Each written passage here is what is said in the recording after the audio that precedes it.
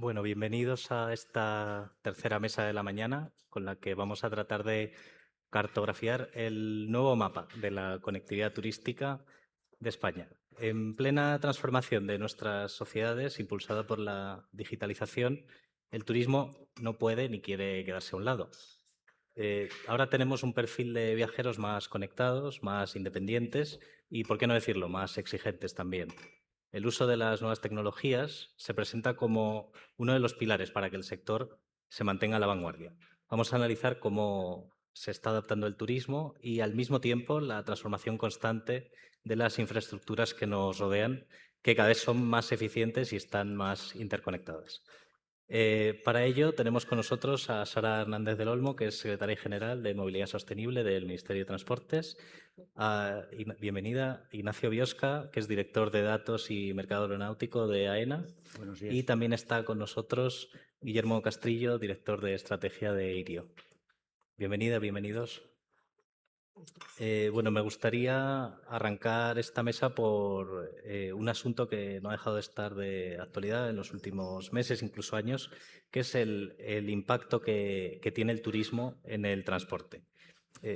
Simplemente, de una forma breve para arrancar, ¿qué beneficios o qué cuestiones pueden perjudicar al transporte que vengan del sector turístico, tanto a nivel estatal como a nivel municipal, a nivel regional? Pues Si quieres empiezo yo empezar. misma. Sí. Bueno, pues muy buenos días a todos. Muchísimas gracias al diario nuevamente por contar con nosotros, con el Ministerio de Transportes y Movilidad en una jornada como esta. Y nada, yo creo que en relación a tu pregunta de cómo afecta el turismo al transporte, yo lo que veo aquí es que es una relación absolutamente simbiótica, bidireccional, ¿no? De cómo afecta el turismo al transporte y cómo afecta el transporte al turismo, ¿no? Yo creo que en los últimos años, como tú introducías, es cierto que el perfil del turista ha cambiado o ha cambiado la forma de entender cómo hacer turismo en los territorios. Ya la persona visitante no llega y se queda en una ciudad, sino que quiere... Perdón, no sé si se escucha bien porque me estoy escuchando yo. Vale. Yo creo que cada vez más las personas tienen más necesidad de movilidad, llegan a una ciudad, quieren visitar la costa, quieren tener también turismo interior, y yo creo que el reto fundamentalmente está en la última milla, que yo creo que es muy conocido para todos en lo que es mercancía, pero que yo creo que pasa también con una movilidad turística. Entonces, yo creo que es un sector que a nivel nacional tiene un aporte al PIB de más del 10%, de un 12% y demás. Es un motor económico, revitaliza territorios, sobre todo aquellos en los que bueno, pues la capacidad industrial quizá no es tan alta. Y los principales retos, cómo tensiona esa pregunta que tú me hacías de cómo tensiona el turismo al transporte, pues fundamentalmente yo creo que es en esa última milla, ¿no? De si no hay una planificación adecuada de cuándo se producen esos picos en la accesibilidad, esos cuellos de botella que pueda generar, la capacidad del transporte público que pueda tener, pues yo creo que estamos en un momento donde no solamente es relevante tener una buena oferta de infraestructuras, que yo creo que hablaremos sobre ella y que como país creo que es para estar bastante orgullosos de la red de infraestructuras que tenemos, sino más bien en la gestión que se hace de esa movilidad. Yo creo que el turista cada vez viene más preparado, tiene información antes de llegar aquí, y el tema es que yo creo, luego profundizaríamos más, me imagino, es que por modos yo creo que hay muchísimo avance, muchísima información, muchísima gestión de esa demanda. AENA hace una labor encomiable, en el sector ferroviario pasa igual, pero si nos damos cuenta, la titularidad de los modos, las competencias de luego también la oferta pública de transportes están ubicadas en distintos organismos y administraciones, y la intermodalidad real de todo eso yo creo que es donde está fundamentalmente el reto para por lo menos los que tenemos la obligación de planificar y de gestionar de algún modo, sobre todo de regular. Buenos días. Muchas gracias también al diario por la invitación. La pregunta que haces, estoy completamente de acuerdo con Sara, es que es una simbiosis completa entre turismo y en el caso de AENA, el transporte aéreo, ¿no? Tenemos que recordar el dato que es muy conocido, que aproximadamente el 82% de los turistas que nos visitan, la puerta de entrada que tienen al país es utilizando un aeropuerto, ¿no? Eso da una idea de la importancia que para el turismo tiene el transporte aéreo y al revés, que para el transporte aéreo tiene el turismo, ¿no? Pensemos que en el último año, por ejemplo, AENA gestionó 321 millones de pasajeros. Fue un año récord y en gran medida es por el impulso turístico. El turismo sigue creciendo y eso lo que nos obliga a nosotros es en ningún caso ser cuello de botella, porque los beneficios que tiene que esa puerta no esté medio cerrada, sino que al revés esté abierta, tiene consecuencias mucho más allá de AENA, tiene consecuencias en la sociedad. Pensemos que por cada 10% de incremento de conectividad, aproximadamente, hay un incremento del PIB de un 0,5%, ¿no? Eso ya da una idea de las repercusiones que tiene en general en la economía del país, pero en el sector turístico especialmente. También muchas gracias por organizar esta mesa y por invitarnos al diario. Siguiendo un poco con la idea de la simbiosis entre conectividad y turismo, es muy importante también que desde el transporte, desde la conectividad, nos adaptemos a todos estos factores de cambio del turismo. Entonces, aquí es muy importante llevar a cabo un cambio modal real hacia modos de transporte más sostenibles y ahí favorecer el ferrocarril frente a otros tipos de transporte, especialmente la carretera. Y también es muy importante el desarrollar la capilaridad del transporte para permitir llegar a estos destinos de interior que se está desarrollando cada vez más para descentralizar el turismo de los núcleos más importantes. Entonces, a este respecto, por ejemplo, nosotros hemos desarrollado nuestro proyecto de Irio Conecta, en el que conectamos más de 700 orígenes destinos por toda España para que pueda llegar el turista desde las ciudades principales o incluso desde aeropuertos fuera de España a destinos más pequeños en toda la península. En este sentido, mencionabas la cuestión de la última milla, por ejemplo. ¿Crees que es el principal reto que se nos presenta en los próximos años o cuáles crees que serían los principales retos a la hora de adaptar el transporte al turismo? Bueno, yo lo que pondría a lo mejor ahora encima de la mesa es, pues por un lado sí que veo que uno de los retos es la gestión de la propia demanda, de anticiparnos a esos flujos cuando llegan, a esa planificación más coordinada, pero claro, si hablamos de gestión y hablamos de planificación de esa demanda, el reto que yo pongo encima de la mesa es la gobernanza de esa gestión. Yo creo que la Ley de Movilidad Sostenible que se aprobó en el mes de diciembre es una muy buena noticia para estas cuestiones. Hasta la fecha, el sector transportes ha sido un sector regulado por cada una de las verticales, como yo digo, que se tienen por modos, el sector aéreo, el sector ferroviario, el terrestre en su conjunto, el marítimo, pero nunca ha habido un marco jurídico, una ley marco que sea transversal y que tenga ese carácter multimodal. Y esto que digo creo que tiene mucha relevancia en esto que estamos tratando, porque hasta ahora no ha habido una gobernanza compartida de todas estas cuestiones. Esta última milla que tú dices creo que tendría, o parte de la línea de trabajo a futuro, es trabajar en organismos metropolitanos, en unas áreas urbanas funcionales que realmente satisfagan la demanda que llega a través de los grandes hubs de conexión internacional. Y para ello, por ejemplo, ahora con la ley, como decía, se establece un nuevo instrumento que es el instrumento de gobernanza, con un Consejo Superior de Movilidad y con un foro territorial donde espero estos debates se puedan generar y se puedan trabajar de manera coordinada estos temas. Con ello resolveríamos parte del problema de la gestión de la demanda y parte de esta intermodalidad. Y por último, yo creo que me ha gustado mucho lo que ha comentado Guillermo, donde yo creo que hay corredores o áreas turísticas muy definidas y muy claras a nivel nacional, pero así como el transporte no debe de ser solamente una herramienta de movilidad, sino de ordenación en estos casos, pues el turismo también aprovechar a traccionar más en estos territorios interiores tan ricos que tenemos dentro del país y que yo creo que con una oferta coordinada real, una interoperabilidad, una visión de esos datos, una planificación real entre modos para que la ruptura entre uno y otro no penalice, ¿no?, la elección de ese destino turístico, pueda ser una palanca para reactivar determinados territorios en el país. Ignacio, me vas a permitir que aproveche un poco para tirar de la actualidad. Tenemos una situación de bastante incertidumbre con la situación de guerra, ahora de alto el fuego en Oriente Medio. ¿Qué perspectivas hay en este momento con respecto a la conectividad aeroportuaria? Bueno, Pues yo creo que la palabra que todos manejamos en el sector es la incertidumbre, ¿no? También es verdad que nosotros estamos algo menos expuestos que otros países a esa incertidumbre, pues por dos razones. A ver, el tráfico con Oriente Medio es aproximadamente un 1% del tráfico que nosotros tenemos. Es verdad que ese tráfico con Oriente Medio se utiliza mucho para dar el salto hacia Asia. Y entonces hay otras compañías que parte de ese tráfico lo están haciendo directamente desde Asia. Un ejemplo es China, ¿no? Las compañías chinas están aumentando su tráfico y el crecimiento pues, está siendo del orden del 50% con respecto al que teníamos el año pasado.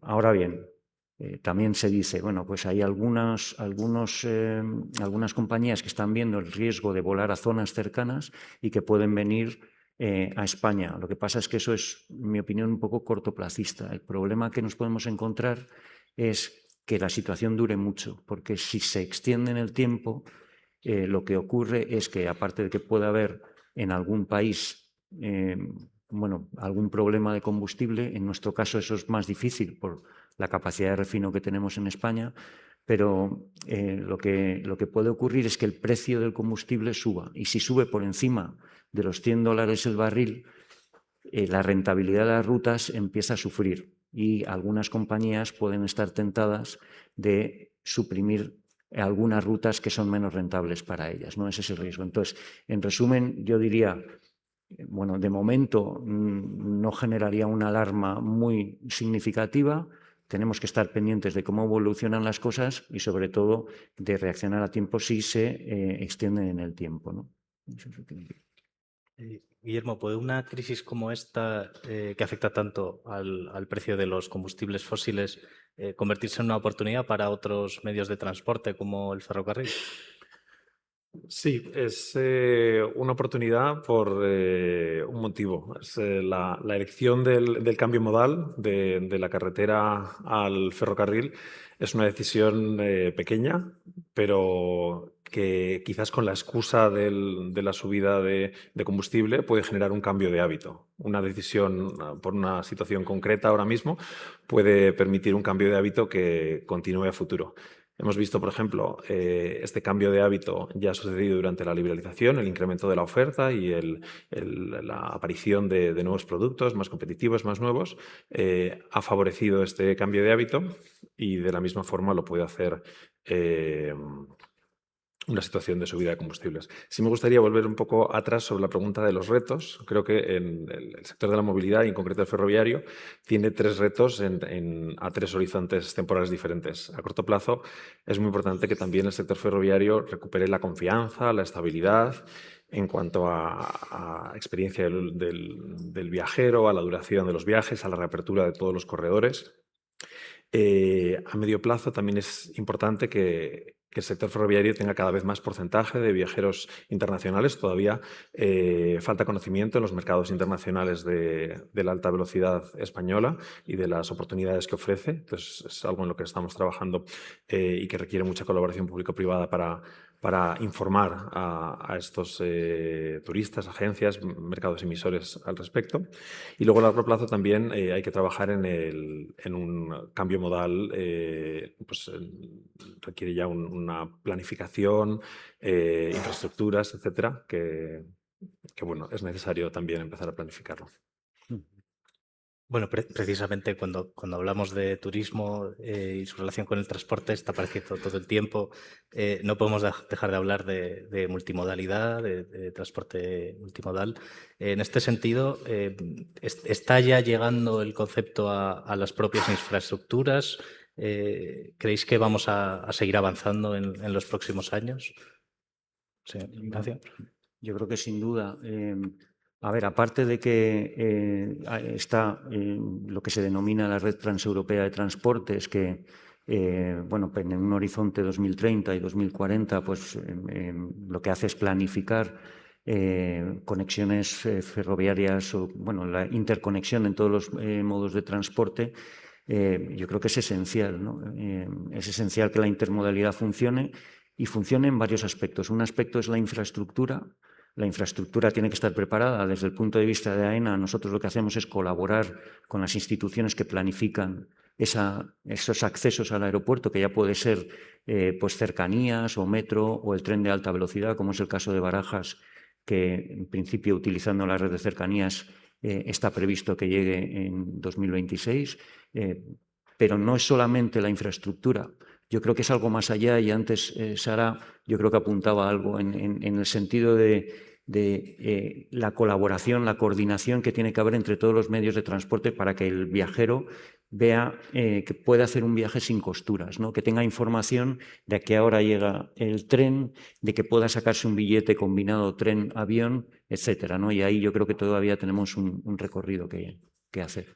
Quizás incluso más allá de la información en directo, es importante la planificación previa. Todavía hay muchos servicios regionales de autobús que no paran en las estaciones de alta velocidad. Entonces, pues también hay una planificación de todos estos servicios con la renovación de los contratos en los que se debe incluir la multimodalidad como uno de los factores para poder desarrollar esos servicios.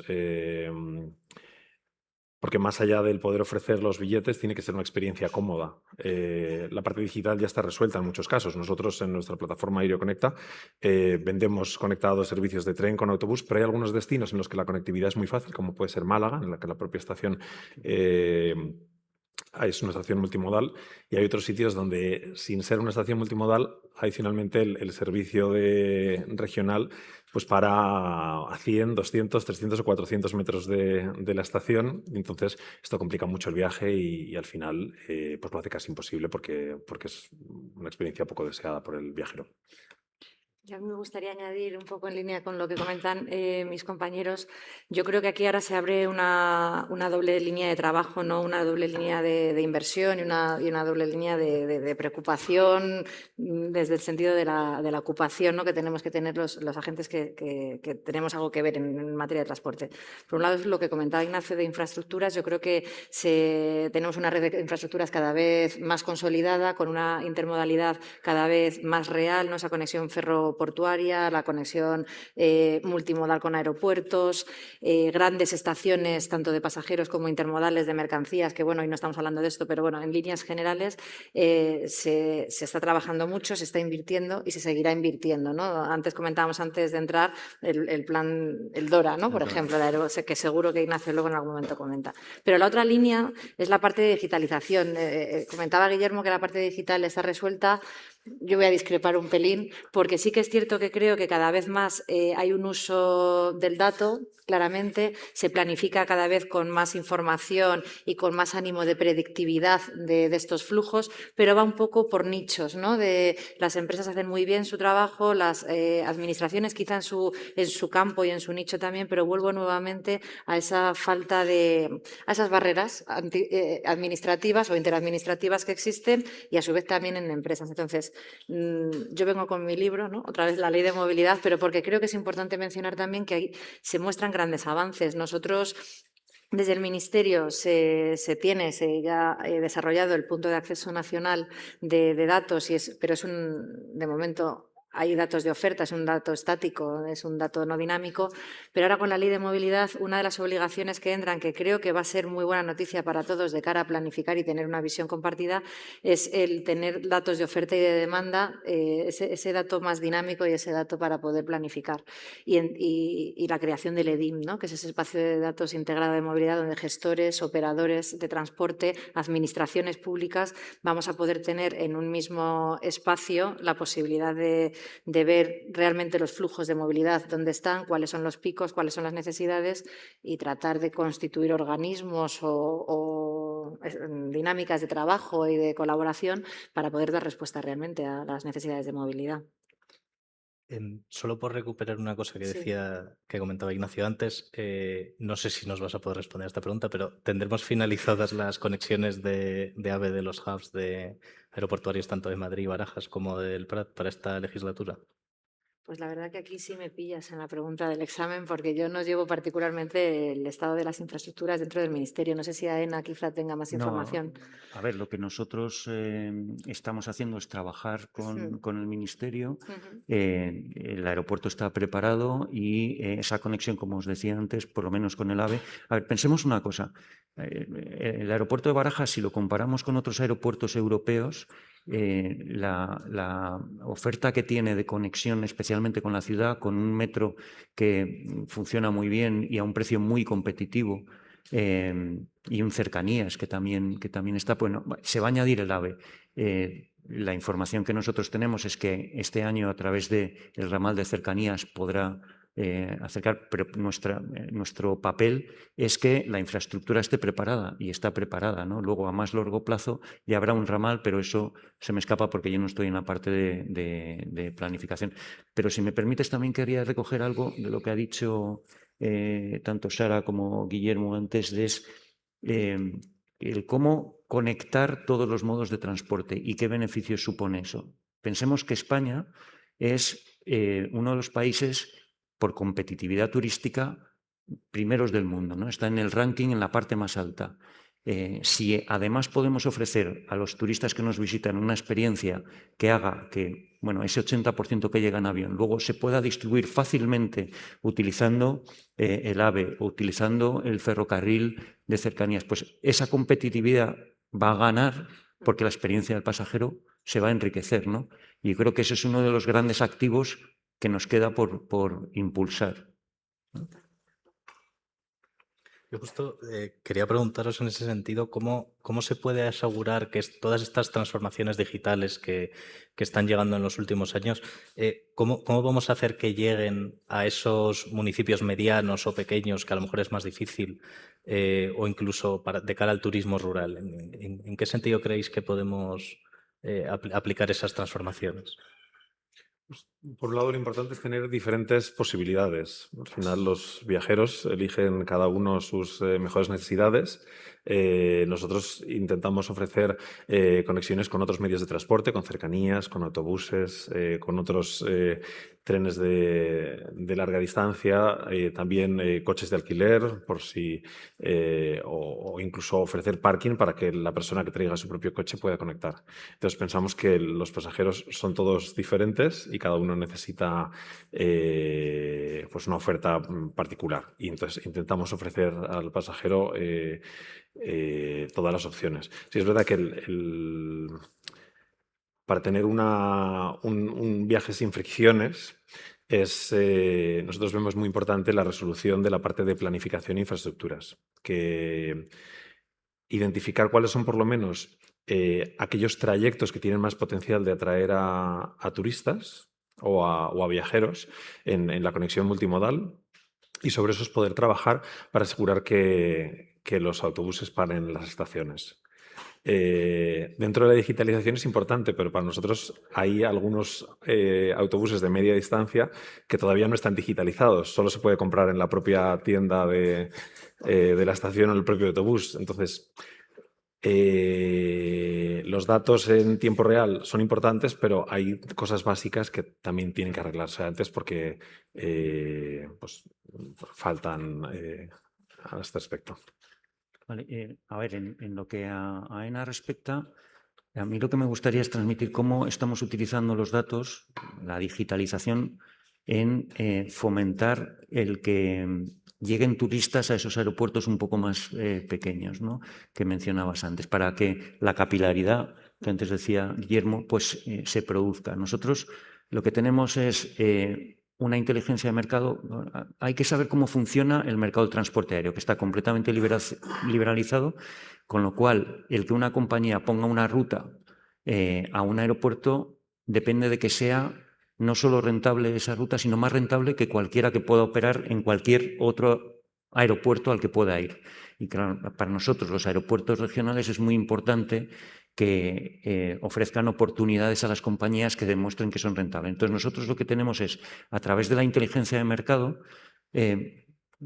con bases de datos que incluso recogen los movimientos a través de teléfonos móviles, nos dan información muy precisa de la demanda de tráfico que hay, de la demanda potencial, ¿no? Luego, esa demanda potencial se tiene que aterrizar, pero nos permite plantear a las compañías aéreas casos de negocio sobre datos ciertos que les hacen ver la rentabilidad que tienen. Esa rentabilidad también la podemos calcular nosotros, porque tenemos los datos de los costes de las compañías aéreas.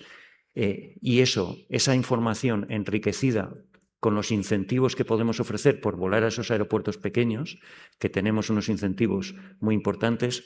Pensad que con los incentivos, si de media un aeropuerto pequeño, pues el coste por pasajero para una compañía de volar a un aeropuerto pequeño puede ser alrededor de 6 euros, estamos hablando de 6 euros, con los incentivos se rebaja hasta algo más de 2 euros por pasajero. Es decir, el incentivo es muy importante en relación al coste. Si enriquecemos esos casos de negocio con la colaboración que pueda haber a partir de instituciones locales, eso va a convencer a las compañías de que tiene sentido volar a esos aeropuertos pequeños, con lo cual llegarán turistas a esos aeropuertos pequeños, ¿no? Eso es cómo nosotros utilizamos los datos, pero no solamente los datos, sino la colaboración con instituciones locales y no solo locales. Turespaña, la colaboración con Turespaña para nosotros es fundamental para que esa capilaridad se produzca.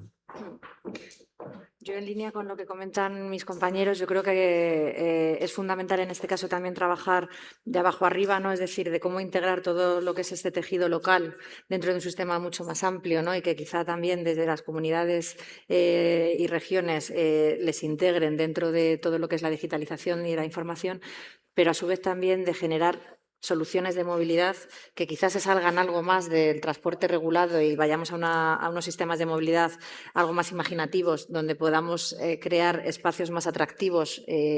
Lo que decía antes, ¿no? De que el transporte no solamente sea una herramienta de movilidad, sino una herramienta de ordenamiento de cara a revitalizar todos estos territorios, de modo que podamos hablar no solo de esa demanda potencial que necesitan las turoperadores o en general, ¿no? Las empresas operadoras de transporte, sino hablar, quizá, rescatar una demanda latente que no se produce hoy, quizá por la falta de oferta o de integrarla dentro de este sistema, pero que si conseguimos rescatarla de donde está, podríamos poner encima de la mesa otros puntos, ¿no? Ese reactivar zonas más interiores que son igualmente atractivas dentro de nuestro territorio y que quizá le falta un impulso.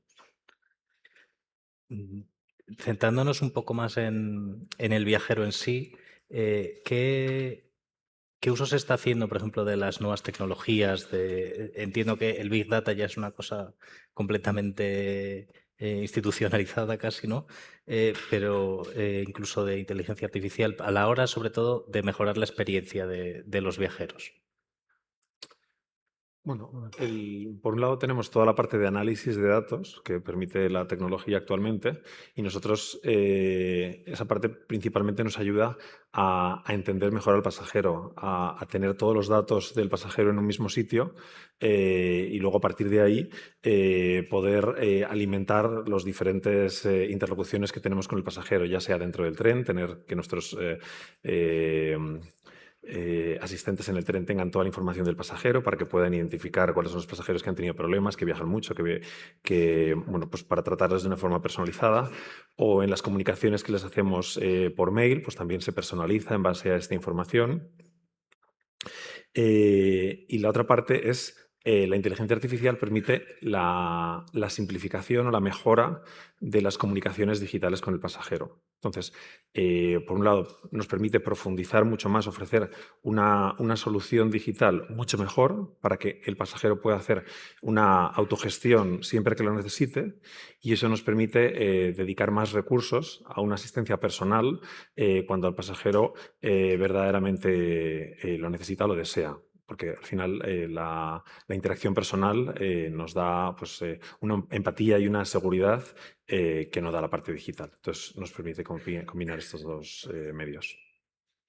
Y en lo que a ENA respecta, a ver, yo diría, la experiencia del pasajero para nosotros está en el centro, ¿no? Entonces, por dos razones. Una, por obligación, porque además en nuestra regulación está unos niveles de calidad que son muy exigentes para que no tengamos penalización, sino que podamos tener una penalización o una bonificación si cumplimos con esos parámetros mínimos de calidad. Entonces, primero por obligación, pero segundo por convicción, ¿no? Porque para nosotros son nuestros clientes, de pasajero a cliente, ¿no? Esa es la idea. ¿Y cómo utilizamos la digitalización? ¿Cómo utilizamos los datos? Pues en la gestión de las infraestructuras se manejan muchos datos y lo que nos está permitiendo, nosotros tenemos una nube pues con un lago de datos donde podemos hacer analítica avanzada. ¿Y qué es lo que estamos haciendo allí? Estamos haciendo casos de uso que nos permiten, por ejemplo, hacer previsiones de los pasajeros que van a utilizar un filtro de seguridad en un momento determinado, para que, si es necesario abrir más filtros de seguridad, para que vaya más fluido y cumplamos con la normativa que nos dice que todos los pasajeros tienen que pasar ese filtro de seguridad en menos de 10 minutos, pues garantizamos un servicio adecuado, una experiencia del pasajero adecuado. Otro aspecto que a través del Club Cliente de AENA, conocemos a los pasajeros que pasan por los aeropuertos, a nuestros clientes, y nos permiten hacerles una oferta comercial más adecuada a sus necesidades, incluso ofrecerles en un momento dado pues algunos descuentos que puedan hacerles atractivo pues la utilización de los restaurantes o las tiendas del aeropuerto. En definitiva, es conocer mejor a los pasajeros y gestionar mejor los servicios que les ofrecemos, ¿no? Nosotros, claro, ahora bajo de plano, porque al no ser operador como tal, ¿no?, de transportes, yo creo que... Pero nosotros desde el Ministerio también se está haciendo un uso, la información al final te da poder, ¿no? Poder me refiero de poder hacer las cosas bien.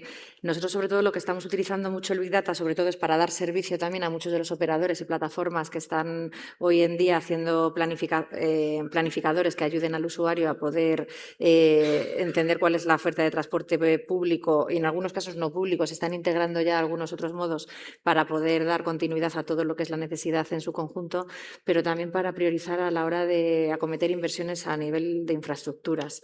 Se están integrando dentro de la toma de decisiones del Ministerio ese carácter multimodal del que hablábamos antes, ¿no?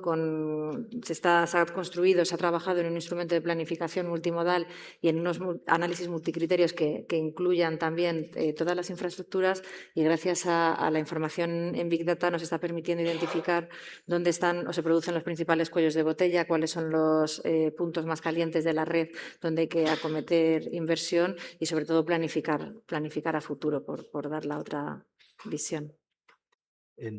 Yo creo que ya para terminar, en este sentido, muy brevemente, ¿cuáles creéis que son esos cuellos de botella precisamente a nivel de transporte en nuestro país? ¿En qué lugares hay que hacer un mayor esfuerzo para facilitar esa movilidad que a veces puede verse un poco constreñida por la propia capacidad de las infraestructuras?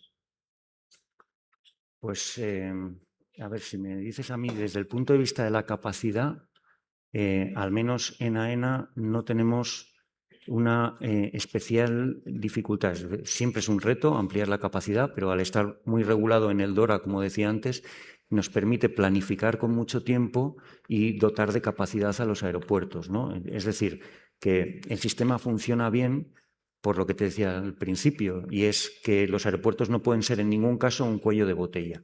¿Dónde está el reto? En mi opinión, el resto está en una colaboración eficiente entre todos los actores que estamos interesados en que el turismo funcione bien, en que el transporte funcione bien. Y aquí yo quiero pues resaltar la magnífica colaboración que tenemos con muchas instituciones de turismo, pero veo que está aquí Miguel Sanz de Tour España, con el ministro y con Tour España. La colaboración no es que sea buena, es que es absolutamente excepcional. Y los datos que mencionaba antes de China se deben en muy buena medida a la colaboración que tenemos con Tour España. De hecho, la semana que viene tenemos unas jornadas entre AENA y Tour España donde lo que hacemos es precisamente abordar el reto que dices, y es cómo ponemos de acuerdo a todos los actores interesados en que funcione el turismo. Y ahí vamos a intentar alinear esfuerzos entre todos los que participamos, ¿no? Yo, como comentaba antes, los principales retos en 3 horizontes temporales, especialmente en el sector ferroviario. El primero, el recuperar la confianza y la normalidad del sector. El segundo, el incrementar el porcentaje de pasajeros internacionales que utilizan la alta velocidad española, entonces dar a conocer en el exterior la alta velocidad. Y el tercero, profundizar en la transición hacia una movilidad más sostenible, con un mayor cambio modal y una mejor multimodalidad. Y yo, por concluir también en línea con lo que comentaba Ignacio, yo creo que el principal reto es esa colaboración, esa integración, ese mobility as a service real de todos los servicios regulados, los no regulados, los liberalizados, las iniciativas privadas, de manera que esto no tiene que ir, si el debate está en más o menos turismo, siempre el turismo es positivo, siempre es un sector que contribuye muchísimo a la economía española, como decíamos al principio, sino que el reto está en gestionarlo mejor, gestionar de una manera integrada y donde sume capacidad económica y de actividad a los territorios y no conflictúe con el residente actual de todos los días, donde no colapse ese sistema de transporte público y donde también podamos reducir la dependencia del vehículo privado para poder hacer turismo también por territorios de interior o de costa en muchos casos también, sino que podamos tener una oferta y somos un país por capacidad y por características de los más altos, decías, en la lista de turismo, hagámoslo también porque la oferta de transporte público sea la más atractiva de cara a ser un polo de más atracción como país. Bueno, no tenemos tiempo para más. Muchas gracias por participar en estas quintas jornadas sobre turismo del diario.es. Ahora haremos un pequeño parón, no sé si de 15-20 minutos, y volvemos a las 12 con la entrevista con el ministro de Industria y Turismo.